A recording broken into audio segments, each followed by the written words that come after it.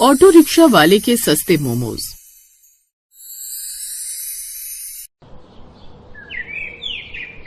प्रवीण मोहनपुर गांव के अंदर ऑटो चलाया करता था और रोज सुबह से शाम तक वो सवारी बिठाया करता ताकि उसके घर का खर्चा अच्छे से चल सके।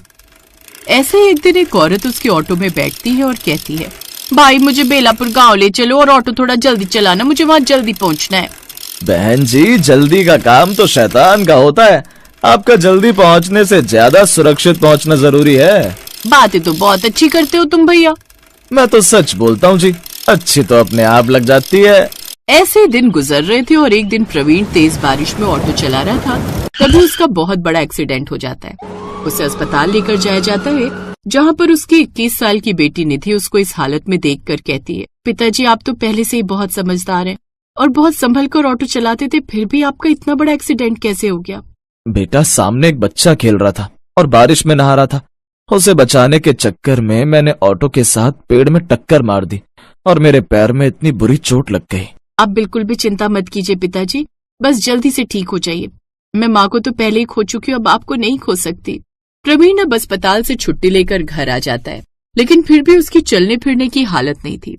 ऐसे ही निधि एक दिन घर में उदास बैठी हुई थी, तभी उसकी पड़ोसन ने उसे आकर कहा, अरे निधि, तेरे पिताजी के साथ जो हुआ उसे तो बदला नहीं जा सकता, लेकिन अब तुझे घर चलाने के बारे में सोचना चाहिए। आंटी आप ही बताइए ना, मैं क्या करूं? ना ही मैं ज्यादा पढ़ी लिखी हूँ और ना ही मुझे किसी काम का तजुर्बा है, और झाड़ू पोछे का काम पिताजी मुझे कभी नहीं करने देंगे। फिर मैं क्या ही कर सकती हूँ? अपना कोई व्यापार तो शुरू कर सकती है ना। तुझे पता है हमारे गाँव की मीना थोक में मोमोज लेकर आती है और उसके बाद उसे भाप लगाकर गाँव में ठेला लगाकर बेचती है। तू मोमोज बना नहीं सकती, लेकिन बने बनाए खरीद के तो ला सकती है। 50 रुपए पैसे के हिसाब से तुझे मोमोज मिल जाएंगे और 10 रुपए की 4 मोमोज तो आराम से बेच सकती है। ये बात सुनकर निधि को एक उम्मीद मिलती है, जिसके बाद वो अपने पास रखे हुए कुछ पैसों से किराए पर ठेला खरीद लेती है और थोक में मोमोज ले आती है और पिताजी की सेवा कर सके, इसलिए घर के बाहर ही मोमोज बेचने लगती है। आओ मोमोज खा लो, 10 के 4, 10 के 4। तभी उसके पास कुछ छोटे छोटे बच्चे आते हैं। दीदी, आपके मोमोज तो बहुत अच्छे हैं, मेरे लिए 20 रुपए के मोमोज पैक कर दो। आज मेरे पापा की सैलरी आई थी तो उन्होंने मुझे 20 रुपए दिए। और मेरे लिए 10 की मोमोज लगा दो और वो व्हाइट वाली चटनी ज्यादा डालना, मुझे वो बहुत अच्छी लगती है। ऐसे निधि मोमोज बेच रही थी, लेकिन उसकी इस तरक्की को देखकर उसे किराए पर ठेला देने वाले किशन को बहुत जलन होती है। और एक दिन जब निधि उसे हफ्ते का किराया 100 रुपए देने जाती है तो किशन कहता है, निधि अब से हफ्ते के 200 देने पड़ेंगे, 100 से काम नहीं चलेगा। भाई साहब, लेकिन हमारी तो हफ्ते के 100 रुपए में बात हुई थी, अब आपने दाम दुगने क्यों कर दिए? लेना है तो भाई इसी दाम में लेना होगा, वरना लोग कम नहीं है ठेला लेने के लिए। जा सकती हो तुम यहाँ से। निधि से ये तिरस्कार झेला नहीं जाता और वो घर आ जाती है। तो वहीं प्रवीण अब थोड़ा बहुत चलने के लायक हो गया था। अपनी बेटी को इतना उदास देखकर उसने पूछा, क्या बात है बेटी, तुम इतनी उदास क्यों लग रही हो? अब निधि अपने पिताजी को सब कुछ बता देती है।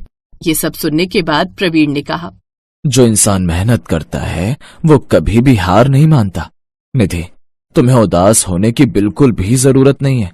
एक काम कर, अब से तू थोक में मोमोज बनाने का काम शुरू कर दे और मोमोज बेचने का काम मैं करूँगा। पर पिताजी, हमारे पास तो ठेला ही नहीं है, फिर आप मोमोज बेचेंगे कैसे? ये बात सुनने के बाद प्रवीण ने हंसते हुए कहा, ठेला नहीं है तो क्या हुआ, मेरा खुद का ऑटो तो है ना। अब से मैं उसी में मोमोज बेचा करूंगा और उसके ऊपर एक पर्चा भी लगा दूंगा, ऑटो वाले के सस्ते मोमोज। तू जानती है इस गांव से दूर हर जगह पर 20 रुपए के 4 मोमोज बनते हैं। इस गांव में 10 रुपए के 4 मोमोज बेचेंगे। जब हम और जगह जाकर 20 रुपए के 8 मोमोज बेचेंगे तो लोग दूर दूर से मोमोज खाने आएंगे। लेकिन पिताजी, मैं भी आपके साथ मोमोज बेचने के लिए चला करूंगी, क्योंकि अभी आपकी तबीयत ठीक नहीं है। मैं नहीं चाहती कि आपकी तबीयत बिगड़ जाए। ठीक है मेरी बच्ची, जैसा तू बोले। अब से हम दोनों बाप बेटी मिलकर साथ में मोमोज बेचने जाया करेंगे। अब निधि ने ठेले वाले को देने वाले पैसों से 2-3 पर्चे बनवा ली और ऑटो पर छाप दिया, जिस पर लिखा था ऑटो वाले के सस्ते मोमोज।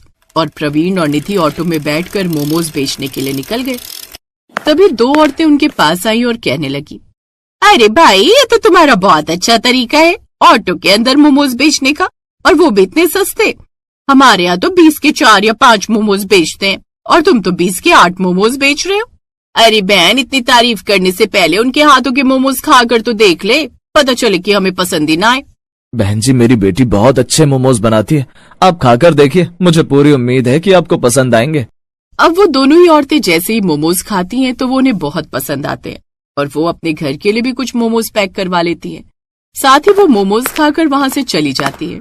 ऐसे ही कुछ दिन गुजरते हैं। अब प्रवीण के पास अच्छा खासा पैसा जमा हो गया था। एक दिन वो निधि के पास आया और कहने लगा, बेटा, तेरी मदद से अब मैं अच्छा खासा पैसा कमाने लगा हूँ और हमारे घर की स्थिति भी बहुत ज्यादा सुधर गई है। पहले मैं ऑटो चलाकर इतने पैसे नहीं कमा पाता था और सारा दिन दूर दूर तक बाहर रहता था, जिस वजह से मुझे तेरी भी चिंता सताती थी। पिताजी, ये हम दोनों की मेहनत का फल है। मैं अकेले ही सब कुछ हासिल नहीं कर पाती। आपका सुझाव भी तो बहुत ही अनोखा था, ऑटो के अंदर सस्ते मोमोज बेचने का। बेटा, अब मैं चाहता हूँ कि तू शादी करके अपना घर बसा ले और मैंने तेरे लिए एक लड़का भी देख लिया है। वो पड़ोस के गांव का लड़का है, पढ़ा लिखा है और फैक्ट्री में नौकरी करता है, मैनेजर है, तुझे हमेशा खुश रखेगा। पिताजी, लेकिन मैं किसी की पत्नी बनने से पहले आपकी बेटी हूँ, इसलिए सबसे पहले मैं आपको एक बात बताना चाहती हूँ। मेरी शादी जिस भी घर में होगी, फिर भी मैं आपको मोमोज बनाकर भेजती रहा करूंगी, ताकि आप अपने ऑटो में घूम घूम कर सवारी भी बिठा सको और मोमोज भी बेच सको। मैंने सारी बातें कर ली है मेरी बच्ची, तू वहां भी घर से अपना काम कर सकती है और किसी को तेरे काम करने से ऐतराज भी नहीं है। तू उस घर में बहुत खुश रहेगी, वो लड़का भी पढ़ा लिखा है और तू भी आत्मनिर्भर हो जाएगी। अगर ऐसी बात है पिताजी, तो मैं भी शादी करने के लिए तैयार हूँ। भले ही मैं पढ़ी लिखी नहीं हूँ, फिर भी मैं मोमोज की वजह से आत्मनिर्भर बन पाई हूँ। इसलिए मैं उम्र भर ऐसे ही मोमोज बनाकर बेचना चाहती हूँ, ताकि मुझे कभी भी किसी के सहारे ना रहना पड़े। प्रवीण की ये बात सुनकर निधि भी शादी के लिए हामी भर देती है। अब प्रवीण सुबह से शाम तक सवारियां बिठाया करता और ऑटो चलाता और शाम के समय वो वहीं ऑटो के अंदर मोमोज का सामान रखकर मोमोज बेचा करता। निधि शादी करके अपने घर तो चली गई थी, लेकिन वो घर से ही मोमोज बनाया करती और आसपास में कच्चे मोमोज सप्लाई किया करती और वहीं कच्चे मोमोज अपने पिता को भी भेजा करती, ताकि ऑटो वाला ऑटो रिक्शे में सस्ते मोमोज बेच सके।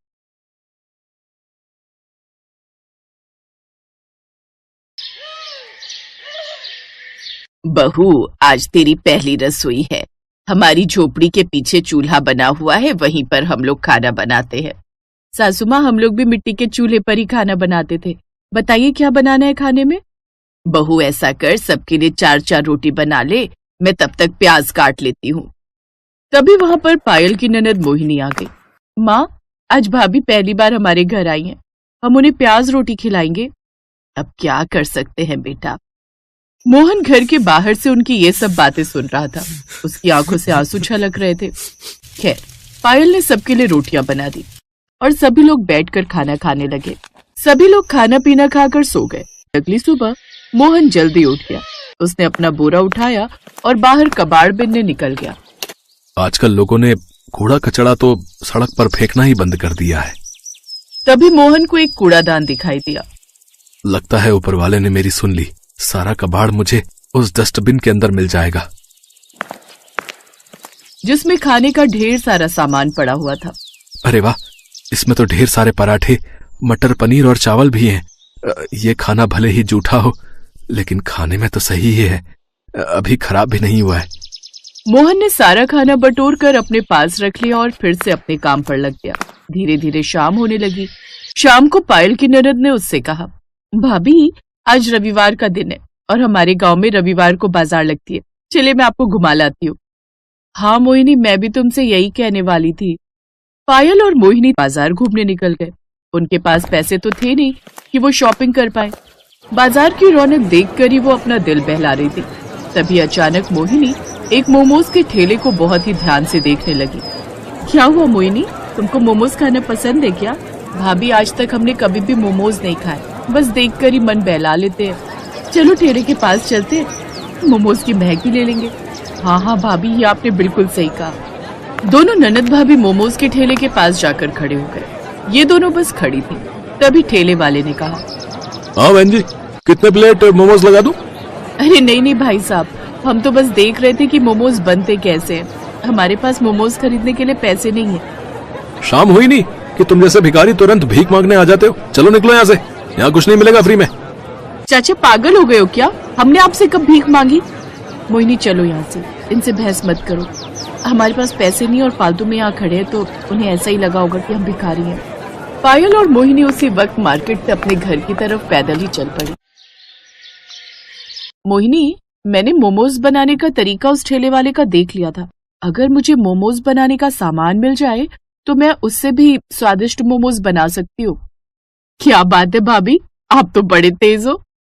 खैर, पायल खाना बनाने ही वाली थी कि तभी राकेश कूड़ेदान से उठाया हुआ खाना लेकर घर पहुंच गया। रुक जाओ पायल, आज खाना बनाने की कोई जरूरत नहीं है। देखो मैं कितना अच्छा अच्छा स्वादिष्ट खाना लेकर आया हूँ तुम सबके लिए। अरे बेटा, इतना अच्छा खाना तुझे कहाँ से मिल गया? आज मार्केट में एक शादी पार्टी हो रही थी, मैं वहीं पर कबाड़ उठाने गया था तो लोगों ने मुझे खाना पैक करके दे दिया। क्या बात है भैया, कितने सालों बाद हम इतना अच्छा खाना खाने वाले हैं। थोड़ी देर में सभी लोग एक साथ बैठकर कचरे का उठाया हुआ खाना खाने लगे, लेकिन इस बारे में मोहन के अलावा किसी को नहीं पता था। उन्हें खुशी खुशी खाना खाता देख मोहन खुश भी हो रहा था और उसके अंदर एक दर्द भी था। कितना बदनसीब हूं मैं, अपने घर वालों को कचरे का उठाया हुआ खाना खिला रहा हूं। लेकिन कोई बात नहीं, खाना खराब तो है नहीं, इसी बहाने इनके चेहरों पर थोड़ी सी खुशी तो आई। लेकिन आधी रात में ही सभी का पेट खराब होने लगा। सभी लोग बार बार लोटा लेकर खेतों में शौच के लिए जाने लगे। मोहन भी कई बार शौच करने गया, तभी उसकी सास ने कहा, मोहन बेटा, ये कैसा खाना लेकर आया था तू? हम सबका पेट खराब हो गया। इससे पहले कि मोहन उनकी बात का कोई जवाब दे पाता, पायल बीच में बोल पड़ी, सासू माँ, इसमें मोहन जी की कोई गलती नहीं है। इतना अच्छा खाना हमने कई सालों से खाया नहीं था, तो शायद इसीलिए हम पचा नहीं पाए। ये बात सुनकर मोहन को थोड़ा रिलैक्स महसूस हुआ। तभी उसकी सास ने कहा, हमारे पास डॉक्टर से दवा लेने के लिए पैसे तो है नहीं। ऐसा करो, गर्म पानी में थोड़ी सी लौंग, थोड़ा सा काला नमक डालकर पी लो सब लोग, पेट सही हो जाएगा। ये दादी माँ का नुस्खा है। सभी लोगों ने वैसा ही किया और सुबह तक सबका पेट ठीक भी हो गया। मोहन काम पर जाने वाला था कि तभी उसकी बहन मोहिनी ने उसे रोक लिया। भैया, हम सबको ना मोमोज खाने का बहुत मन कर रहा है। भाभी का भी बहुत मन है मोमोज खाने का। उन्हें मोमोज बनाना आता भी है। शाम को जब आप आना तो मोमोज बनाने का सामान लेते आना। बहन, मोमोज बनाने का सामान बहुत महंगा मिलता है। प्याज, आलू, हरी मिर्च, लहसुन, ये सब तो हम अपने घर के बाहर खुद ही उगा लेते हैं। जो पैसे मैं कमाता हूँ उससे घर चलना ही मुश्किल है। फिर भी मैं कोशिश करूंगा। कोशिश नहीं, लेकर आना भैया। एक बहन होकर मैं आपसे जिद भी नहीं कर सकती क्या? मोहन उसी वक्त अपने आंसुओं को छुपाते हुए काम पर निकल गया और सड़कों पर कूड़ा बिनने लगा। घूमते घूमते वो बहुत दूर निकल गया, फिर भी उसे कोई कबाड़ नहीं मिला। कितना बदनसीब भाई हूं मैं, अपनी बहन की एक छोटी सी ख्वाहिश भी पूरी न कर सका। घर पहुंचते ही मोहिनी ने उससे कहा, भैया, भाई अपनी बहन के लिए ना जाने क्या क्या कर देता है और आप एक छोटा सा काम नहीं कर पाए। मोहन की पत्नी पायल थोड़ी समझदार थी। वो अपने पति के दर्द को थोड़ा थोड़ा महसूस भी कर सकती थी। इसलिए मोहन के बोलने से पहले ही उसने कहा, पायल, हर भाई चाहता है कि वो अपनी बहन की हर ख्वाहिश पूरी करे। अपने भाई से इस तरह जिद नहीं करते। लेकिन भाभी, मैं तो सिर्फ मोमोज खाना चाहती हूँ। कौन सा राजमहल मांग लिया मैंने? तुम मोमोज खाना चाहती हो ना? आज रात में तुम सबके लिए मोमोज ही बनाऊंगी। लेकिन बहू, हमारे पास तो मोमोज बनाने का सामान ही नहीं है। सासू माँ, हमारे पास आटा है, नमक है, तेल है, आग जलाने के लिए लकड़ियां है, खाना बनाने के लिए मिट्टी का चूल्हा भी है। हमने अपने घर के बाहर हरी मिर्च, आलू, प्याज, लहसुन ये सब उगाई रखा है। ये सब मिलाकर मैं इतने अच्छे मोमोज बनाऊंगी ना कि आप लोग उंगलियां चाटते रह जाएंगे। क्या बात है भाभी, मुझे आप पर पूरा भरोसा है कि आप सबसे अनोखे मोमोज जरूर बना लोगी। उसी वक्त मोहिनी और पायल घर के बाहर गई। सारी सब्जियां लेकर अपने रसोई घर में आ गई। मोहिनी, तुम जल्दी से आटा गूंथ लो, तब तक मैं मोमोज के लिए सब्जी तैयार करती हूँ। मोहिनी आटा गूंथने लगी और पायल सारी सब्जियां फ्राई करने के बाद उसकी महक बहुत अच्छी लगने लगी। भाभी, सब्जी की महक तो कमाल की आ रही है। तो इस तरह उन्होंने ढेर सारे फ्राइड मोमोज बना लिए जो सिर्फ आटा और घरेलू हरी सब्जियों से बने थे। भाभी, आपने तो चमत्कार कर दिया। मोहिनी और पायल ने मिलकर सभी के लिए मोमोज परोस दिए। उसकी सास और मोहन सब साथ बैठकर मोमोज खाने लगे। मोमोज आज मैंने अपनी जिंदगी में पहली बार खाया है, लेकिन फिर भी मैं शर्त लगाकर कह सकती हूँ कि इतना स्वादिष्ट मोमोज बड़े से बड़े होटल में भी नहीं मिलेगा। हाँ पायल, तुम दोनों ने तो कमाल कर दिया। अगर इसका स्वाद इतना ही अच्छा है तो क्यों ना हम घर के बाहर सब्जी वाले देसी मोमोज बेचे। अगले दिन से पायल और मोहिनी घर के अंदर देसी मोमोज बनाने लगी। लोगों को उन मोमोज का स्वाद सबसे अलग और स्वादिष्ट लगा। तो इस तरह अब मोहन ने कबाड़ बिनने का काम बंद कर दिया और सब खुशी खुशी रहने लगे।